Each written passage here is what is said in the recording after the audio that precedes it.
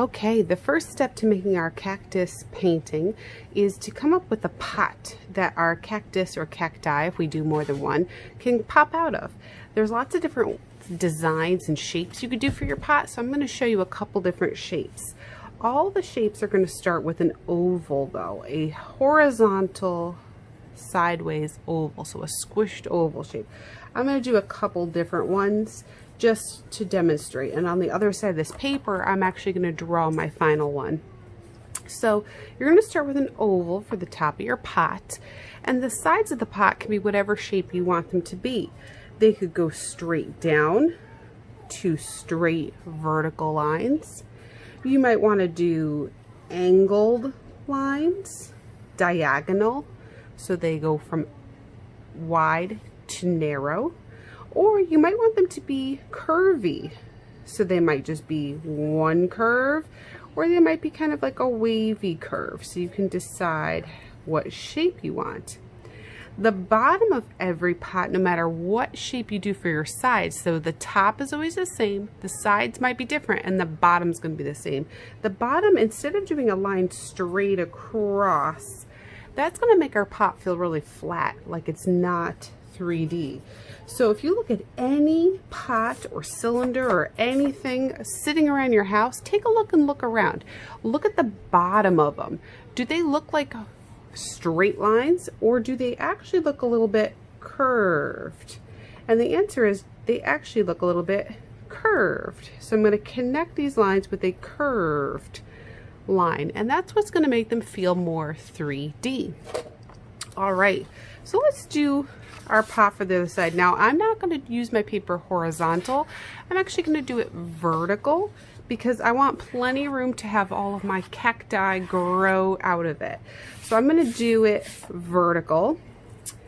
And when you are using your paper for your final cacti painting, you're going to want to use thicker paper. If all you have is computer paper, that's okay. But if you have something thicker, something that maybe is meant to be painted on, or if you maybe have a sketchbook, usually the paper in a sketchbook's a little thicker, this is a good time to try to use that paper. So I'm going to do my big fat horizontal oval, and my sides, I like, out of the choices that I made, I think I might like this round one. I like this angled one too an awful lot. That's kind of cool. I think I'll do the fat one though. So I'm going to do this kind of curve on either side, and then remember at the bottom it's not going to be a straight line, it's going to be a curved line. So when I connect it, try to make it a little curvy. All right, so now I have my pot shape. Now I'm going to draw in maybe some cactus shapes. So if you look at the pictures that I attached of different types of cactus, you can look at those and get ideas for different shapes you might want to put in. Maybe you just want one giant cactus in it. Maybe you want a couple. So let me show you a couple different ones that I'm going to choose. I think I'm going to do one that looks kind of like it's curved, and then it comes back down kind of curved. And if there's a line through it from the pot, I'm going to erase that so we don't see it. And so that's one outline shape. I think I'll do another one that's, sometimes cactus are round, like little globes. I'm going to do a round one here. And you notice that I didn't put anything at the bottom here. I didn't show you the bottom of the cactus. That's because I'm going to kind of do a little wavy line to make it look like it's in the dirt. So instead of showing the full bottom, I want to make it look like it's planted in there. And then I think I might put one more over here that's more like, maybe kind of not as tall, but a little bit not as short as this. So I'm going to do one more kind of medium-sized one right here. And I'm going to erase that line and make it look like it's in its dirt. Now, this is okay, but it's a little bit boring because they're all in a row. I want to do one more that looks like it's behind these. And this one I think is going to be a little interesting. I think I'm going to do one of those ones where it sticks out from the side. So I'm going to have my cactus start here And then I'm going to have it go out to the side, and I'm going to pretend it's behind this one. If you need to, you can actually draw really lightly first and then erase the parts that are supposed to be behind it. That's one little trick you can use if you're having a hard time seeing. And then I'm going to draw the top. This is kind of like the cactus you might see in a cartoon. There we go. So now I have 4 different ones I decided. One of them is behind the others. You could actually do that with some of these other ones. You could have a couple that are near each other. You know, I could put another one here, peeking out if I want, so it looks like it's behind that one. Doing things like that is kind of fun. And the last thing to do for these cactus is to get some spikes looking things on here, right? They don't look much like cactus unless they have spikes. So again, look at the pictures that you see on the assignment and see what those spikes look like. Sometimes some of the cactus have flowers that grow off of it actually. So you might even want to draw like a few little flower shapes blooming off of the cactus, depending on which cactus you're doing. What kind. You might want to have some flowers blooming off of it. And then you have to look at where the spikes are. Some of the cactus have long sort of stripes in them, like that.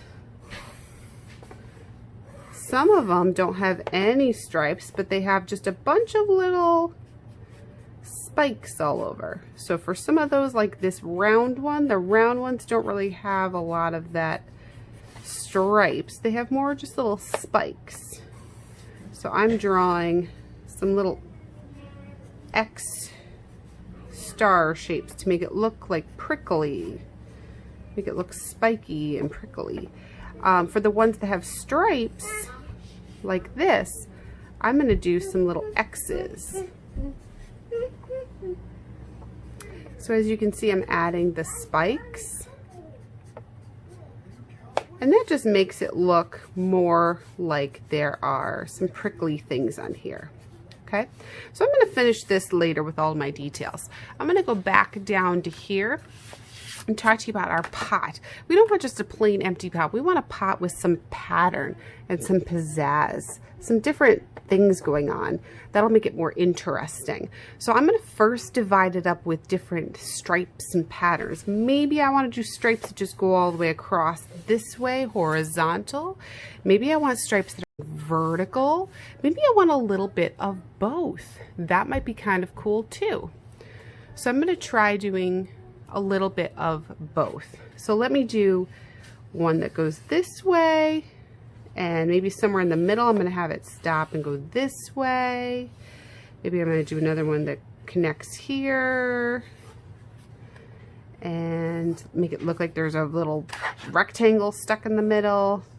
And then maybe down here I'll do some stripes that way, maybe another horizontal that way. So I decided to do a little bit of both in this one just to be interesting, but you don't have to. You might want all vertical, all horizontal. You might want a big space in the middle with little spaces in the side. It's up to you. Now inside each section, I'm going to do a pattern, a different pattern for each section. So maybe in this section, I'm going to do a zigzag. Kind of looks like triangles, actually. Maybe in this section, I'm going to do smaller zigzags. So they actually look like little stripes. We're trying to create patterns where we're repeating something over and over and over again in different ways. Maybe in this one, I'm going to do some polka dots, maybe different size polka dots, some big, some small. So you're just going to keep thinking of different ones until you filled it all in. Once you have everything drawn out in pencil, this is the most important, well, one of the most important parts is to outline everything with Sharpie. Okay, once you do that, then we can get on to part 2, which is the painting part.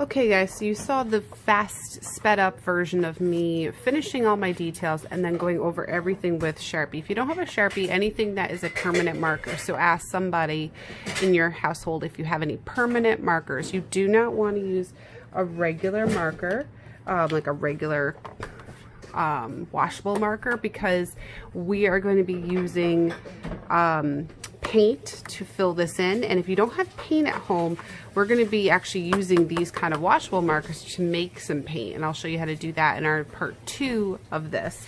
But this is basically what it should look like. You should have a nice beautiful black and white version of a very patterned beautiful pot with some cactus popping out of it with different little spikes all over.